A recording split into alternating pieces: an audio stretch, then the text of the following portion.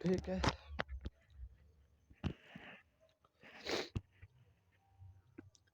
क्या लाइट नहीं है क्या?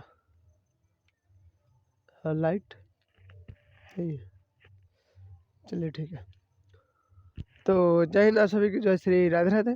तो जैसा कि मालूम हम लोग का इंडियन जो कि साउथ इंडिया का हिस्ट्री की क्लास से चल रहा है, और आज हम लोग का 57वां क्लास है, ठीक है, यानी 57 क्लास है।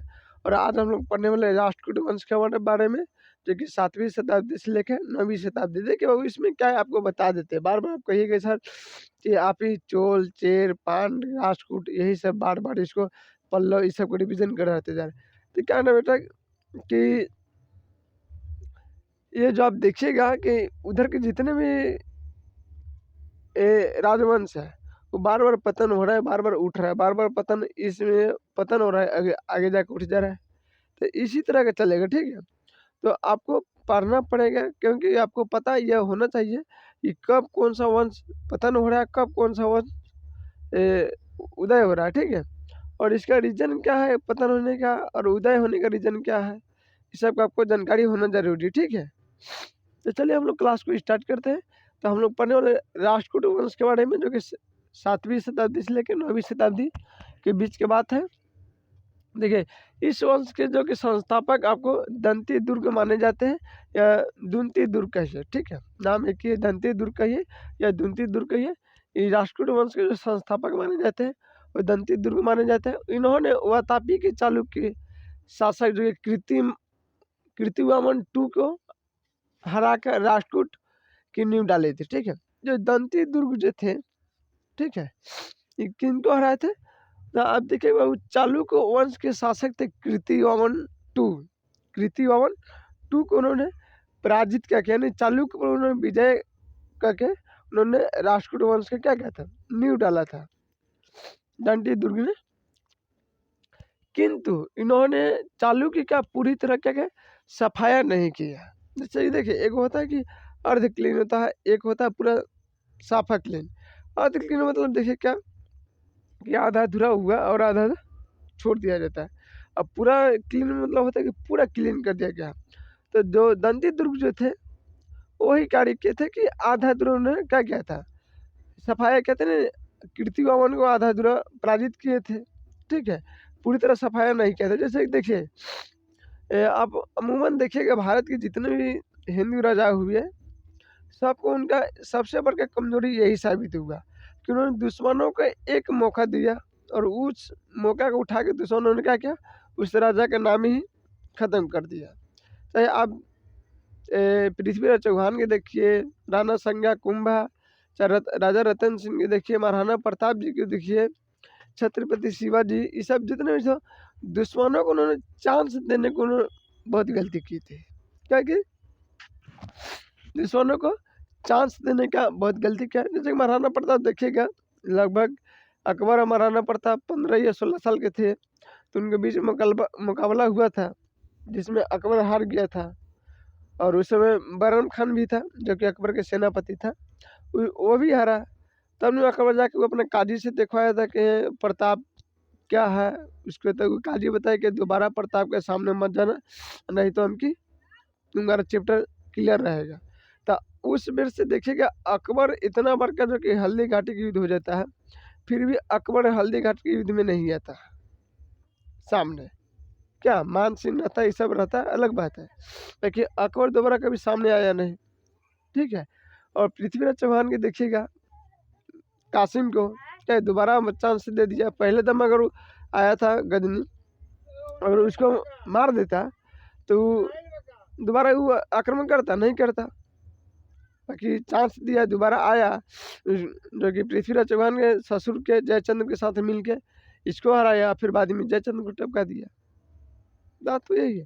तो दुश्मन का जब मौका मिले थे, एक ही दम उसको चैप्टर कर लगा। कि देखिए, पहले दम क्या होता ना कि अगर आप को दुश्मन के ऊपर भारी पड़े, चाहे कोई दुश्मन आप पर भारी पड़े, तो पहले क्या आप जो युद्ध करिएगा, उस समय आपका सैन्य बल क्या है, ताकत क्या है, आपका आर्थिक स्थिति क्या है, आपका किला का सुरक्षा कैसा है, आपका तोपची कितना है, घुड़सवार कितना है, ये सब दुश्मन को पता लग जाएगा।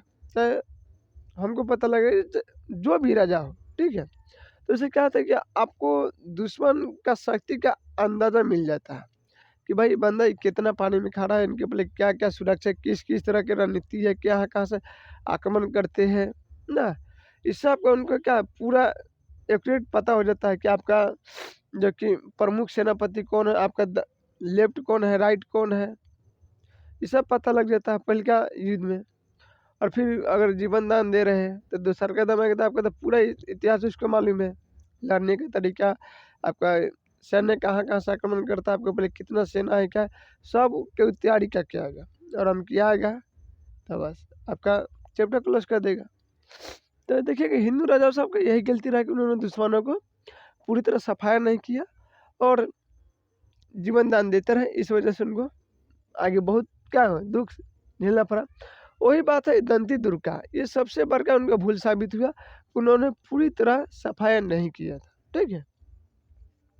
देखिए दंती दुर्ग ने अपनी जो राजधानी मानखेट को बनाया, ठीक है, मानखेट एक जगह है, उन्होंने अपनी राजधानी बनाया। इस वंश का जो कि अगला शासक जो होता है वो थे कृष्ण वन, कौन थे? कृष्ण। देखिए कृष्ण अलग होता है, कृष्ण में नीचा निजल का जो कि तारकुन में लिखाता है, ठीक है, और यह सीधा कृष्ण। देखिए यहाँ कृष्ण वन जो थे, कृष्ण वन ये जो अगला शासक बने जिसने महाराष्ट्र के एलोरा के कैलाश मंदिर बनाया था। क्या था? महाराष्ट्र में जो कि एलोरा के जो कैलाश मंदिर देखिएगा ये कृष्ण वन ने ही बनवाया था और इसका देखिएगा एक अद्भुत कलाकृति है, ठीक है, और ये विश्व का पहला ऐसा एक समझ ले कि मंदिर का ये घर का ये जो कुछ आपको जैसे समझ में समझिए कि अमूमन और सब घर द्वार मंदिर सबको बनते आप फाउंडेशन से टॉप तक जाते हुए देखते हो ना, गुम्बज तक, ताकि ये जो कैलाश मंदिर जो है ये गुम्बज से बनते हुए नीचा फर्स्ट तक आया था, ठीक है, कुर्सी तक, क्या कि पहाड़ के कट के बना है ना बाबू, तो ऊपर से काटते काटते आया, तो इसका मतलब कि ये कहाँ से आप ये गुम्बज से बनते हुए क्या है नीचा जमीन तक आया है, ठीक है, और बहुत समझे कि उस समय का सबसे अद्भुत मंदिर है। अब कैलाश का समझे कि दर्शन हो जाता है यहाँ पे। और इस वंश का जो कि अगला शासक जो आता है उनका नाम था ध्रुव। कौन था? ध्रुव आते हैं जो कि अगला शासक बने, जिसने देखिए कन्नौज पर अधिकार के लिए उन्होंने 100 वर्ष तक त्रिपक्षीय युद्ध किया था। ध्रुव जो थे उन्होंने कन्नौज पर अधिकार के लिए 100 वर्ष के लिए क्या है कि त्रिपक्षीय युद्ध किए। जैसे शीत युद्ध के नाम सुनोगे ना कि 1945 से लेकर 1990 तक चला था, पूरा विश्व इसमें सम्मिलित हो गया था। चाहे आप थर्ड वर्ल्ड वॉर अभी होने वाला है, ताकि अभी नाटो जो है वो रोक थोड़ी पाएगा, जैसे तरह कंडीशन हो रहा है, फेस अभी कर रहा है, तो वो ये समझ लें कि ये एक तरह से वर्ल्ड वॉर की तरह था, ठीक है। इसने देखिए स्वार्थिक जीत जो होता है राष्ट्रकूट वंश का होता है। इस युद्ध में त्रिपक्षीय में सबसे ज्यादा जो जीत होता है वो होता है राष्ट्रकूट यानी ध्रुव का होता है, किंतु अंतिम विजय जो देखिएगा प्रतिहार शासकों का होता है। अंतिम जो विजय होता है वो प्रतिहार शासकों का होता है, और इनमें देखिएगा स्वार्थिक पराजय का जो मुख देखना पड़ा, ठीक है, वो थे पाल वंश के। क्या थे? पाल वंश जो थे सबसे ज़्यादा क्या कि हार का सामना करना पड़ा, उनको नुकसान का सामना करना पड़ा। जबकि सेकेंड वर्ल्ड वॉर के नाम सुने होंगे, सबसे ज़्यादा घाटा किसको लगा? जर्मनी को लगा, ताकि वो हार गया और पूरा टैक्स लेके उसी पर बांध दिया अमेरिका, ये सब लोग मिल के यहाँ के कोयला सब उठा के ले जाएगा, यहाँ आर्मी नहीं रहेगा, नेवी नहीं रहेगा, जो हिटलर मारा था। तो उसी तरह देखिएगा बाबू कि स्वार्थिक जो पराजय के मुख देखना पड़ा, ये पराजय पाल शासकों को देखना पड़ा। कितने साल युद्ध चला था? तो 100 वर्ष तक चला था, 100 वर्ष। देखिए इस वंश का जो कि अगला शासक था उनका नाम था अमोघ। अमोघ वर्ष जो थे वो राष्ट्रकूट वंश का अगला शासक बने, और ये सबसे विद्वान शासक रहे अमोघ वर्ष, ठीक है। इसने कवि मार्ग नामक पुस्तक लिखी है अमोघ वर्ष, ठीक है। अमोघ वर्ष ने कवि राज नामक जो कि पुस्तक उन्होंने लिखा है, ठीक है, कवि राज नामक जो कि मार्ग पुस्तक उन्होंने लिखा है, जिसने देखिएगा कि एक थे जैन अनुयायी। कौन थे? जैन अनुयायी थे, जिनका नाम था जिन सेन। इनके प्रभाव में आकर अमोघ वर्ष ने क्या किया था? जैन धर्म का क्या अपना लिया। जिन सेन के प्रभाव में आके अमोघ वर्ष ने अपना जैन धर्म अपना लिया। कन्नड़ भाषा के विद्वानों को कहे जाने वाले क्या थे? जो कन्नड़ जो साहित्य है, किताब है, जो उनको पढ़ता है, ज्ञान रखता है, उनको क्या कहते हैं? उस समय जो कहते थे पनपोन रन। ठीक है, क्या है? पनपोन रन कहते थे। अब देखिएगा कि अगला जो शासक आता है इंद्र टू आता है। क्या है? इंद्र थ्री है बाबू, टू नहीं है। इंद्र थ्री है जब बना इस वंश का अगला शासक। और इसने दरबार में जो कि इसके दरबार में ही अल मसूदी। कौन था? अल मसूदी, जो कि अरब यात्री था, वो आया था। ठीक है, इंद्र थ्री के दरबार में ही अल मसूदी जो कि अरब से आया था। और अल मसूदी ने ही पहली बार क्या था?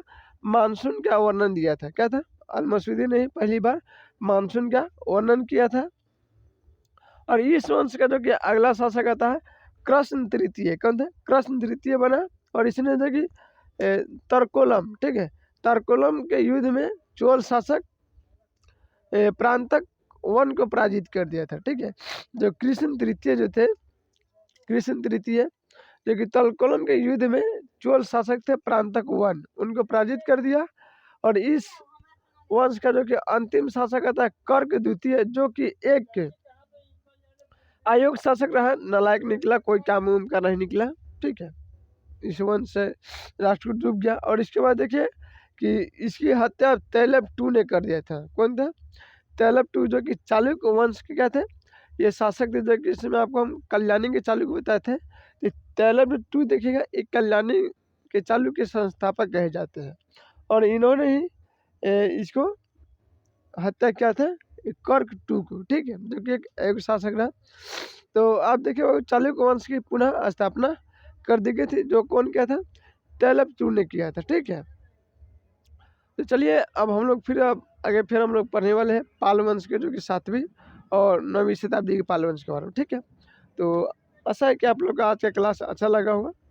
और आपको बता देना चाहता हूँ कि किसी भी कॉम्पिटिशन की तैयारी कर रहे थे, फ्री आपको जीके जीएस वर्ल्ड मैप और इंडियन मैप क्लास से आप ले सकते हैं। ठीक है, तो चलिए जय हिंद, जय श्री राधे राधे। फिर हम लोग मिलेंगे अगले नेक्स्ट क्लास में।